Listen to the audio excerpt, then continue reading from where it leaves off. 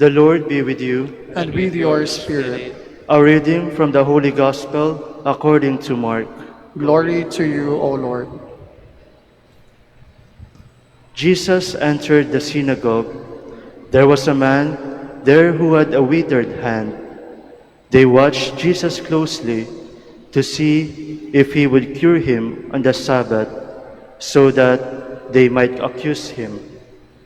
He said to the man with the withered hand, "Come up here before us."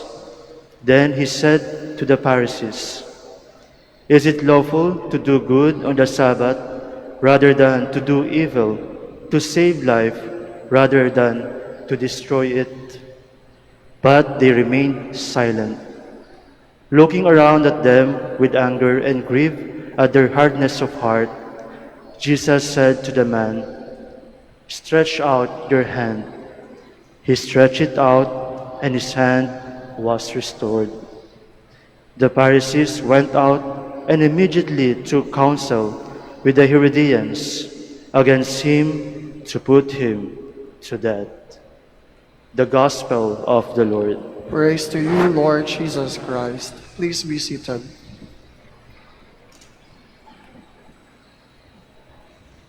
Mga kapatid, mga kaibigan, sometimes sa buhay natin, we'll face difficulty or problem in our life. Dalawang bagay lang kung harap natin yung difficulty. We will finish it or umatras tayo. Pero minsan, when we have that difficulty, we have tendency to back out. Ayaw natin humaharap kasi alam natin mahirap ito. Hindi tayo kaya. But in the first reading, David telling us to have courage, to have strong, to face it. Alam natin yung story ng David with the Goliath. Palagi na simula bata tayo, we hear this story. But sometimes there are one or two things we can learn from this story. Yes, there are difficulty. Yes, there is problem.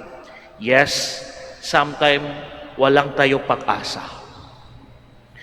In the first reading, we can hear when David present himself to Saul. Saul, I will go there and to kill that Goliath. But what the response of Saul in the first? Hindi mo kaya, bata ka pa. Hindi mo kaya, you don't train to battle. But anong sagot ni David in the first reading? The Lord give me courage. The Lord give me strength. The Lord will have this battle.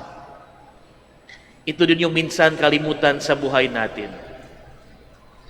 Kung may problema tayo, kung may difficulty tayo, kala natin tayo lang mag-isa. Kala natin tayo lang yung humarap itong lahat.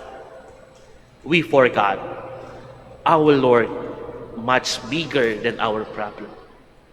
We forgot we're not alone. We forgot that tayo lang ito mismo yung nangramdam ito lahat. We need to invite the Lord in every situation. Yes, kala natin ang laki-laki problema ito. Kala natin hindi tayo kaya. Kala natin walang tayo pag-asa. But the first reading remind us and help us to see again. Hindi ako mismo yung humarap sa problema ko.